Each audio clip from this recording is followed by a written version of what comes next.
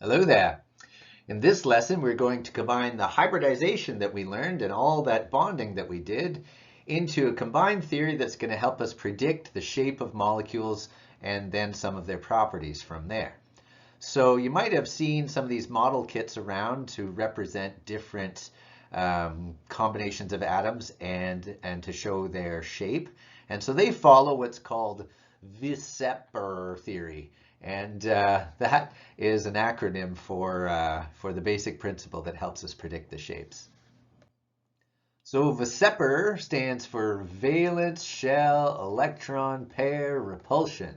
And as you know, electrons have a negative charge, and they're going to be repelled from other electrons that also have a negative charge. If you've ever put your hand on one of these Van der Graaf generators and seen what it does to your hair, that's because all of your hairs have the same charge, a negative charge. And so the electrons cause the hairs to move as far from each other as they can. You see on my wife here that they really stick out, and please don't tell her that I did this to her picture. Okay, so you can see that there's lots of repulsion going on with those things, and that's how you're going to use it to determine the shape of different molecules. So we have water here, which has this particular sort of bent shape. We have big molecules like DNA, which have a particular shape that is very recognizable, right? You get that sort of winding staircase shape, and that's all the result of this same theory that shows how these molecules and their electrons will repel each other. This here is a glucose molecule, and it has a particular shape that is very important if you want it to be able to be broken down by a particular enzyme or to combine with other glucose molecules to make things like starch and cellulose. All those shapes determine the function of those molecules, and it can all be predicted using this theory. So the basis of this theory comes back to those hybridized orbitals that are asymmetrical. Because they're asymmetrical, they got the high electron density on one side of the nucleus, and that means that those density areas are going to move so that they are as far from each other as they can. So if you recall, if we have two hybrid orbitals, like an sp, it'll be 180 degrees from each other. If we have three, like in the sp2, it'll be 120 degrees from each other. And if we have 4, like in the sp3, then all of these are roughly 109. And so that's what we're going to use as the basis of our first of our molecules we're looking at here. So let's start with our simplest hybrid, which is S and P, 1P and 1S, hybridizing together. If you put two blobs of electrons like that around a nucleus, they're going to move 180 degrees from each other, which means molecules that have an sp hybridization will all have the same shape. And so let's do the first one here. We got beryllium, and we're going to bond that to two chlorines and put the valence electrons around it. There we go. And that angle is going to be 180 degrees. Likewise with our carbon dioxide, you're going to have two hybrid orbitals there. And even though it's double bonds, remember only one of them is going to be from a hybridized orbital. And again, you're going to have 180 degrees. So the typical name given to this shape is linear. Surprise, surprise. Our second hybrid are going to be those with 1s and 2p orbitals all hybridizing together. And we're going to end up with what's called trigonal planar shape. So let's see what that looks like. Our examples are boron with 3 fluorines. And so to get a trigonal planar shape, you're going to put all the fluorines at 180 degrees from, not 180, 120 degrees from each other in order to leave space for all of them.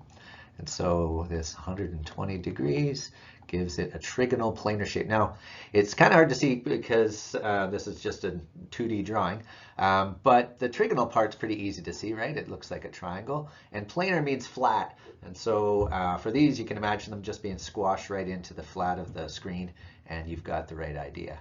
For this last one here too, we've got a carbon and an oxygen and 2 hydrogens, and so you would try to draw it with roughly 120 degrees between each, 120 degrees, and that would be a trigonal planar shape. The next one is our S with 3 P's all hybridized together. That's going to have a tetrahedral shape. Now, this is a tetrahedron here, this four-sided dice. And so you can see, if your 3D imagination is good, that there's one side, two sides, three sides, and a fourth side on the bottom. So that's why it's called a tetrahedral shape. To represent the molecules, put a central atom in the middle, put one bond straight up, one bond to the side, and that would be like your 109.5 degrees here, and then show one bond sort of coming out of the screen. So put one hydrogen coming out, and then one that kind of goes back away into the behind the screen, and that would represent a tetrahedral shape. You can imagine just putting hydrogens on each point here of this dice.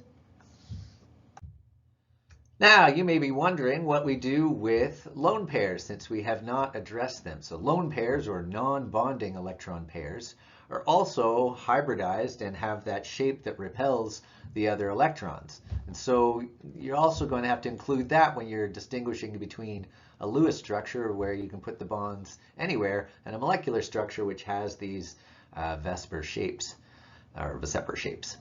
So let's use water as an example. So if we're just doing the Lewis structure, well, we can put our hydrogens anywhere, and we would say, yay, here we go, we got our Lewis structure for water.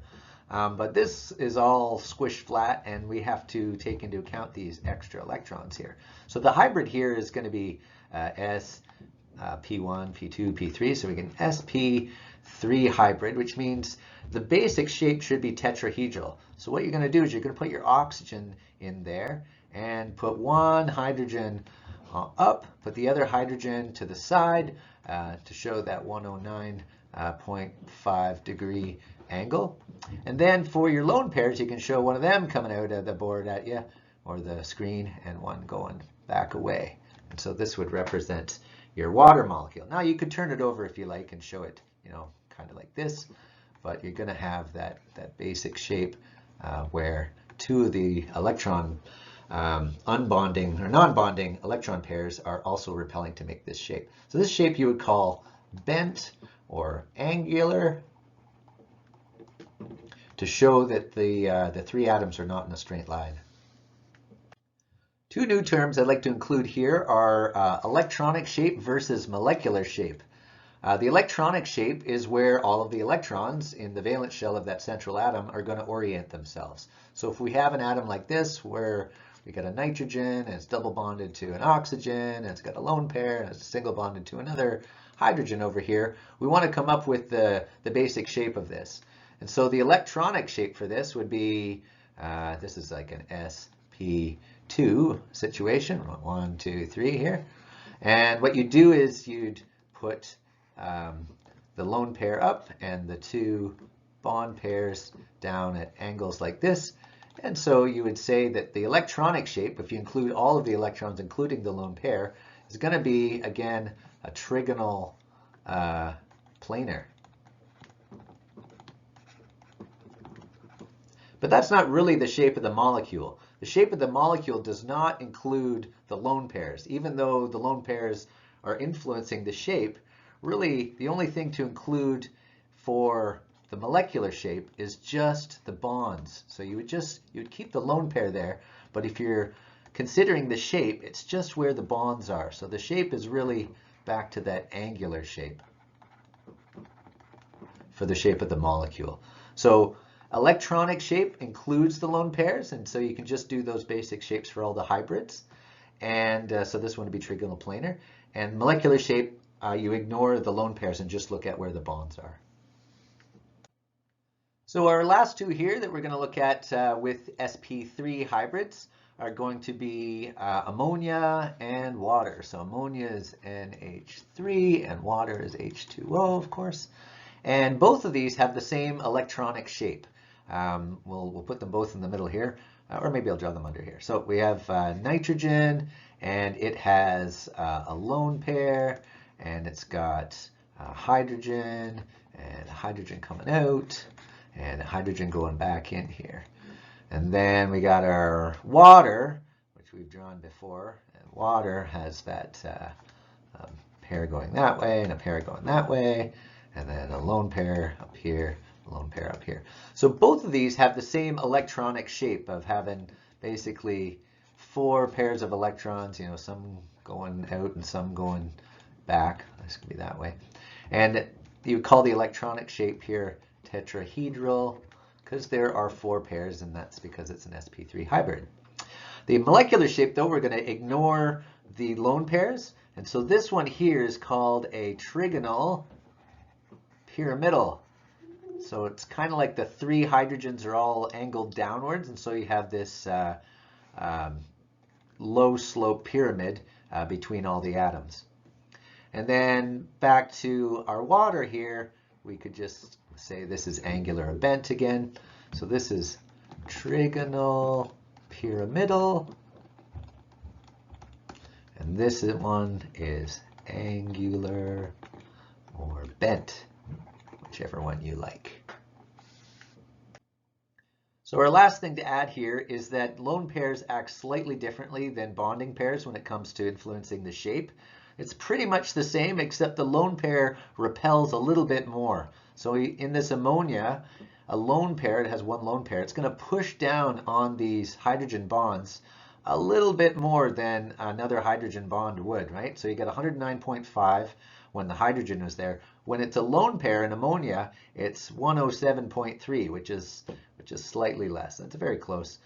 When you have 2 lone pairs, right, that's going to repel even more. The pair of them pushes away even more, and so the bond angle is a little less again at 104.5.